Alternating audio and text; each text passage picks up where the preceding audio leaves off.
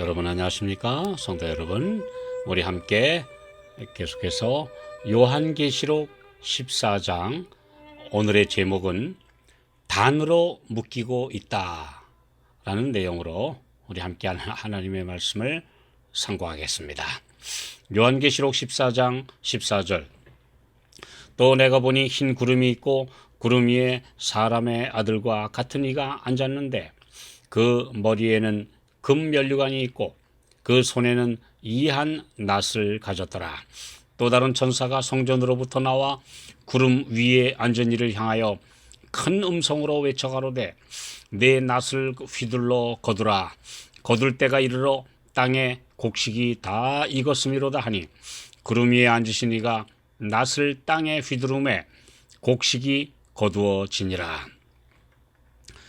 요한계시록 14장 6절로 12절에 선포된 세 천사의 영원한 복음 선포는 이 땅의 모든 사람에게 보내시는 최후의 호소이며, 이 말씀에 순종하는 사람들이 알곡으로 연걸어 재림 때에 수확될 의인들이 될 것입니다. 이 세 천사의 메시지가 선포된 이후에 곧 이어 재림과 추수의 모습이 기록된 것을 볼 때 이 사실을 확실히 알게 됩니다. 알곡이 되느냐 쭉정이냐 하는 문제는 이 복음을 어떻게 받아들이느냐 하는 태도와 그 말씀에 대한 순종의 결과입니다. 침례 요한이 광야에서 외친 말씀도 결국 이 말씀에 어떻게 반응하느냐에 따라 마음밭의 수확이 결정됨을 알려줍니다. 마태복음 3장 12절, 손에 키를 들고 자기의 타작 마당을 정하게 하사 알곡은 모아 곡간에 들이고 쭉정이는 꺼지지 않는 불에 태우시리라. 모든 사람의 운명은 알곡이 되느냐에 달려 있습니다. 알곡으로 익은 사람들에게 타작과 키질 같은 고된 시련의 바람이 불겠지만 그들은 인내하고 참아낼 것입니다. 하나님께서 알곡 한 톨도 버리지 않고 거두실 것이라고 약속하셨기 때문입니다. 악한 자들이 가라지처럼 마지막 큰 날의 불에 태워지기 위하여 거두어들여지고 있는 동안 의인들은 귀중한 알곡처럼 하늘 곡간에 들어가기 위하여 단으로 묶여지고 있습니다. 그러나 알곡과 가라지는 둘 다 추수 때까지 함께 자라게 될 것입니다. 매일매일 생애의 의무를 수행함에 있어서 의인들은 마지막 날까지 경건하지 못한 자들과 접촉하게 될 것입니다. 빛의 자녀들은 흑암의 자녀들 사이에 흩어져서 모든 사람에게 뚜렷한 구별이 보여지도록 해야 합니다. 이것이 빛이요 구별이며 악인들에게 주는 경고입니다. 그러므로 하나님의 자녀들은 어두운 데서 불러내어 그의 기이한 빛에 들어가게 하신 자의 아름다운 덕을 선전하게, 곧 베드로전서 2장 9절에 있는 말씀처럼 그렇게 되어야 합니다. 마음속에서 불타고 있는 하나님의 사랑, 생애에 나타난 그리스도와 같은 착한 감화는 세상에 있는 사람들에게 하늘의 모습을 잠깐씩 보여주게 될 것이므로 그들이 보고 그 탁월하다는 사실을 분별할 수 있게 될 것입니다. 진리의 이론은 이미 온 세상에 뿌려졌으므로 이제 진실한 열매가 판별 기준이 될 것입니다. 마가복음 13장 30절, 추수 때에 내가 추수꾼들에게 말하기를 가라지는 먼저 거두어 불사르게 단으로 묶고 곡식은 모아 내 곳간에 넣으라 하리라. 악인들은 불에 태워지기 위해서 단으로 묶여지고 있습니다. 결국 끼리끼리 모이게 되어 있습니다.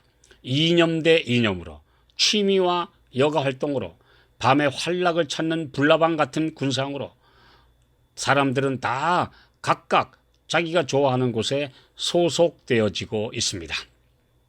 이사야 8장 9절, 너희 민족들아 혼화하라, 필경 패망하리라. 킹제임스여, 오 너희 백성들아 단합하라. 그래도 너희가 산산이 부서지리라. 너희 먼 나라 백성들아 들을지니라. 너희 허리를 동이라. 그래도 산산이 부서지리라. 너희 허리에 띠를 띠라. 그래봤자 산산이 부서지리라.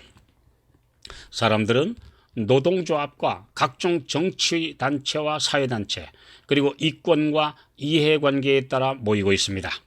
그러나 하나님의 백성은 진리 안에서 하나로 연합하고 예수 안에서 같은 목표와 같은 사명으로 하나가 되어야 합니다.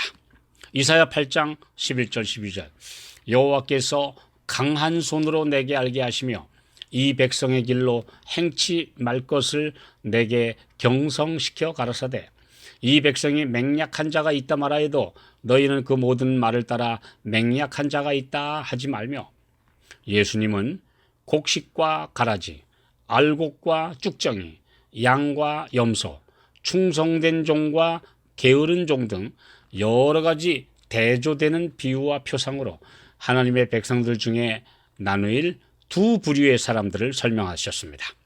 이들은 다 그리스도인이라고 주장하는 사람들이며 교회에 다니고 신자라는 사람들입니다. 이 예수님의 비유들에는 그분을 거절한 불신자들은 포함되어 있지 않습니다. 특히 복음의 일꾼이요, 목회자요, 장로요, 교회의 직분을 받은 모든 사람들에게 더 해당되는 말씀입니다.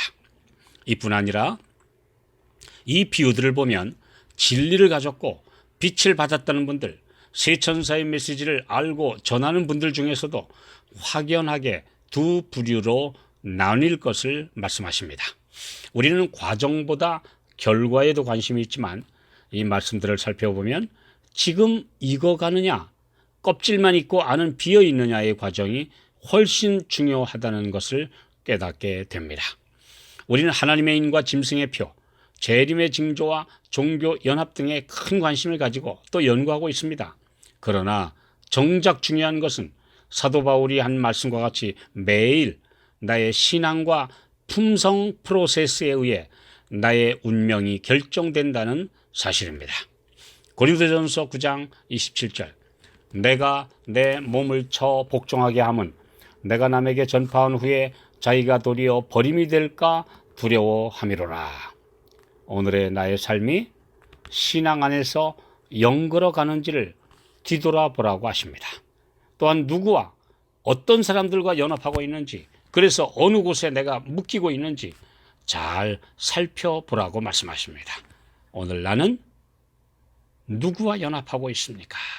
진리를 가진 하나님의 진실한 남은 자손, 눈에 보이지 않는 하나님의 택한 백성들과 하나 되시길 바랍니다.